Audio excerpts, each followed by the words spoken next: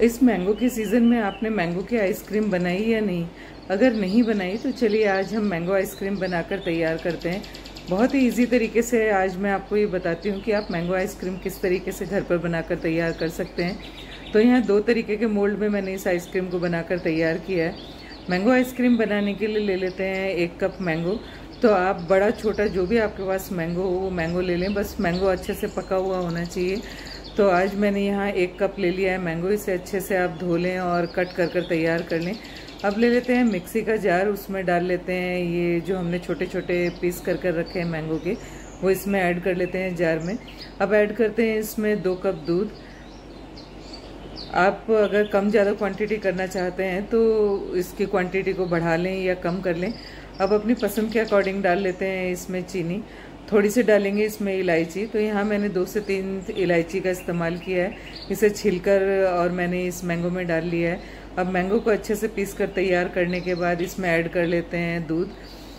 यहाँ 2 कप दूध का इस्तेमाल हम कर लेंगे और अच्छे से इसे मिक्स कर कर तैयार कर लेंगे। तो आप जार में दूध और मैंगो साथ भी डालकर पीस सकते हैं। अब ऐड कर देते हैं यहाँ कलर। तो आप अगर आपके मैंगो में बहुत अच्छा कलर है, बहुत अच्छा सा येलो कलर हो, तो आप इसमें कलर को अवॉइड कर सकते हैं। एल्स अगर मैंगो का बहुत अच्छा सा येलो कलर नहीं आ रहा है तो आप कलर का इस्तेमाल कर सकते हैं। तो मैंने केसर कलर का इस्तेमाल किया है, या येलो कलर के फूड कलर का भी आप इस्तेमाल कर सकते हैं।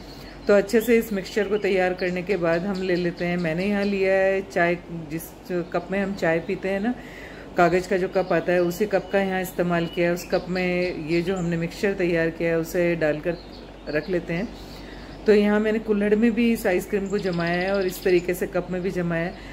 आप और भी किसी तरीके का मोल्ड में अगर इसे जमाना चाहते हैं तो आप उसमें भी इसे जमा कर तैयार कर सकते हैं। तो जो हमने आज मिक्सचर तैयार किया है उससे 8 कप मैंने तैयार किए हैं। तो 6 कप मैंने तैयार कर लिए हैं ये कॉफ़ी वाले, और 2 कुल्हड़ को तैयार किया है। बेटी की स्पेशल फरमाइश थी कि नहीं कुल्हड़ में ही मुझे आइसक्रीम खानी है। तो इस तरीके से मेरे पास 2 कुल्हड़ रखे हुए थे, उन्हें अच्छे से मैंने वॉश कर लिया है। उसके बाद इसमें ऐड कर देते हैं जो हमने मैंगो का मिश्रण बनाकर रखा है उसे। अब इसे गार्निश कर लेंगे बादाम की कतरन से। तो बिल्कुल बारीक कतरन कर लें आप बादाम की, उसके बाद उसे इस पर गार्निश कर लें। थोड़ा सा ऐड किया है मैंने पिस्ता, और उसके बाद इसे क्लिंग रैप लगाकर हम फ्रीज़र में रख देंगे ठंडा होने के लिए, या यूँ कहूँ जमने के लिए रख देते हैं। तो एक जो कुल्हड़ था उसके ऊपर क्लिंग रैप लगा दिया है, दूसरे पर भी लगा लेते हैं। और इसी तरीके से जितने भी अपने पास मोल्ड में हमने इस आइसक्रीम को जमा के तैयार करना है उसके ऊपर हम इस तरीके से क्लिंग रैप लगा दें। और अगर क्लिंग रैप आपके पास नहीं है तो आप एल्युमिनियम फॉइल का भी इस्तेमाल कर सकते हैं। बस आपको करना ये है कि इसे अच्छे से आपको पैक कर देना है ताकि इसके ऊपर क्रिस्टल की जो लेयर आ जाती है ना बर्फ़ की, वो नहीं आनी चाहिए। आप चाहें तो पहले से भी इस तरीके से स्टिक इसमें इंसर्ट कर सकते हैं, पर मैंने एक स्टिक को यहाँ इंसर्ट करके दिखाया है।